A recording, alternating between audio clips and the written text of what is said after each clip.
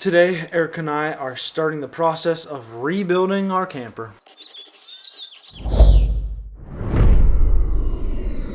Recently, as you probably know, our camper got destroyed. It exploded. Literally crazy. So bad. Our goal is to rebuild our camper better than what we had before. We think we can do it. Since our camper basically got destroyed, the first step is to completely destroy it. Take off the old flooring and replace it with new stuff because the wood that is on there is old and worn down. The floor and base is the most important part, so we want that to be solid. So we're going to take out the old stuff and make sure we replace it with new stuff.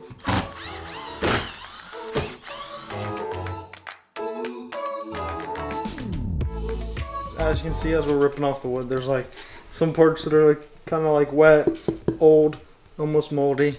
So I'm glad we're taking this off and restarting. As we're taking this apart and seeing the crappy wood, it explains how a deer was able to dive straight through it. Yeah, this is like, oh, it's slimy. Oh, gross. Ooh. Almost positive that that's like mold. That's definitely moldy. Nice little spider web. Oh gosh.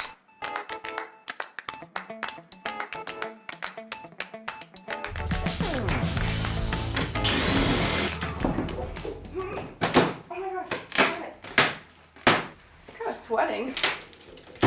Oh, good job. Good. Pick it up. We have stripped this guy down to its bare bones.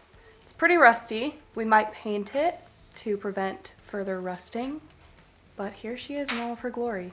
Him, he, I don't know. We have measurements of the trailer. It is 8 foot by 61.5 inches, so a little bit over 5 foot wide. Tomorrow morning we are going to a coffee shop with our laptops and planning out the design of the camper. Today our goal was to strip it of the old moldy wood and get measurements. Tomorrow the goal is to design something that will be user-friendly for us, that will work for us, and that will be much better built than our last one. We also are going to want to take all of the foam crap that's on the trailer and kind of sand it down as much as we can, maybe paint the trailer itself to prevent rust in the future, and then start building on top of it. We are going to come up with an official plan tomorrow about the layers on the bottom, and then go from there. But tomorrow we'll be designing, so we'll see you then. It is 9 o'clock in the morning. We are at our local coffee shop, and today is design day. This was our old camper. Now we'll have to upgrade that. Since we've been going back and forth, or at least we were going back and forth between getting another one or building our own, I just have to read this, okay? This says, building your own teardrop camper can cost less than half the price of the cheapest trailers on the market. I think we're headed on the right track. I have finished doing our floor, which is how I think I like it so far. I might want to make some changes in the future, but essentially we'll have a composite panel that I'll hopefully get from work, which will be fiberglass and plywood composite with a nice gel coat so that it doesn't get ruined on the bottom. On top of there we'll have a plywood frame to be able to attach things to, and in between this plywood frame we'll have insulation squares to make sure the temperature stays consistent within the camper. And then on top of that frame and insulation we'll have a thin piece of plywood which we can attach our floorboards to and attach either whatever we want on the inside, carpet or most likely that vinyl flooring that we got off the old one. We are home from the coffee shop. We did a decent amount while we were there. We did a quick search on Facebook Marketplace for windows. Found windows. We're getting one window that is 4 foot long by 2.5 foot wide for $40. That is the best price in the world. Normally it'd be like $300 probably. Yeah, we did a quick search on Amazon too, and windows are mad expensive, so $40 for that big of a window is so good. And then we are also, before we go get that from Facebook Marketplace, we're gonna go to the store and we are going to get tail lights for the trailer because the ones that were on there broke. Here she is, a window taillights. We need taillights on our trailer to make it legal. And a general design for one day. I'd say that's pretty good. Maybe it'll be done by next year. A window for $40. Taillights, what was it, $22? $27. I think the taillights were $27. I am very pleased with what we did today. We drove an hour to get that window, hour back, went to Walmart, got the taillights, have a general design of the trailer and an actual design of the base of what we'll be building on top of. Is that everything we did?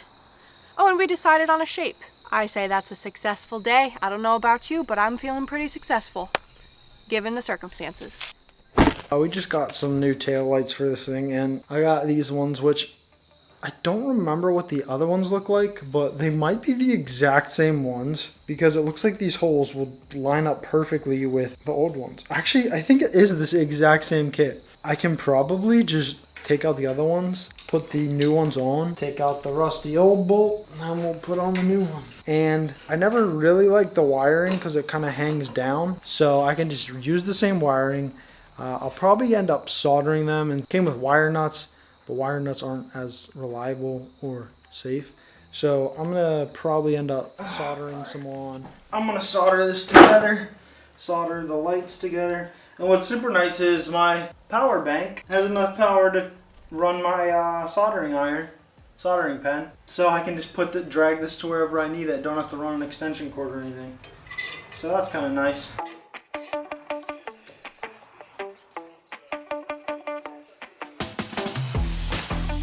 We got this light and not this one working. And then on this side, we got this one working and not this light working. Oh gosh.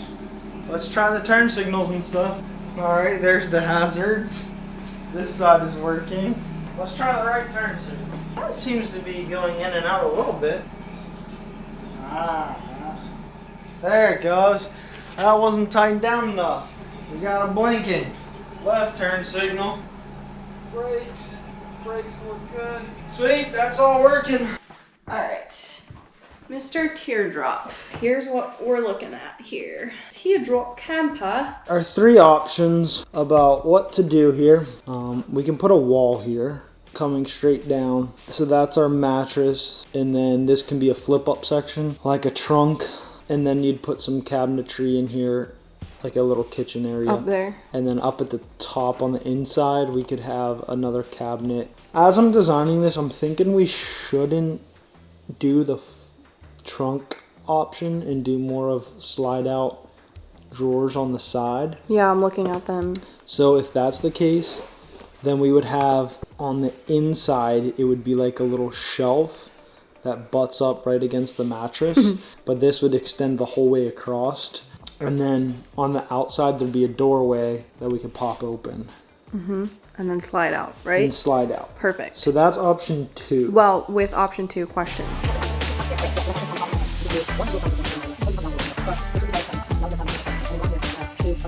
To trunk or not to trunk? That is the question. I have to go put the noodles in the water, but I don't know. It's something we need to talk about more and figure out. I don't know. After Erica and I discussed for a long time about what we liked, some features, did our research, we had 2 vague ideas of what we wanted. So over the next week or so, I started modeling these 2 different designs so we could really see what they would look like, and I could figure out how we were going to build them, how we were going to put them together, what type of materials we would need. So the 2 options we're looking at, both of them are similar in shape to what we had before. We kind of like that high roof on the inside where we had a lot of space to kind of almost stand up. But when it comes to features, there were some differences. Option number 1, again, looks similar on the outside to what we have. It has a nice rounded front and it comes to a point in the back. And on the inside, there would pretty much be just room for the mattress and then potentially to add some cabinets up high in the future. On the outside though, for option 1, we would add a trunk that would have a kitchenette area. And in this kitchenette, we would have some cabinets that could open up and extend our countertop space where we could put food for cooking or maybe some storage.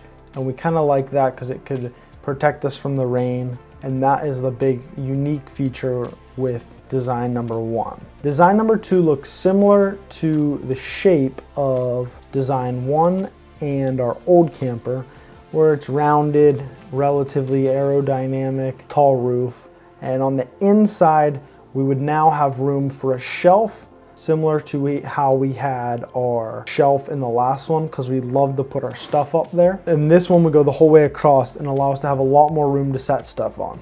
On the outside, where that shelf would be a drawer that we could pull out on the side, and that would expose a big long 3-foot drawer that we could stick stuff in, as well as put a board on top of to have counter space to have a little cooking area outside. Ultimately, the two models are relatively similar and we like them both. I'm still working on some of the detail stuff, but these are the two general ideas that we've narrowed it down to. We have a preference, but we haven't decided yet. So let us know in the comments which one you like better, and let us know if there's things we should continue to add, special features that you've seen that we have not noticed. We like both the models, but we'll have to do some more detail work and figure out which one we really want to start building. So remember to subscribe so that you don't miss out any updates on this rebuild journey.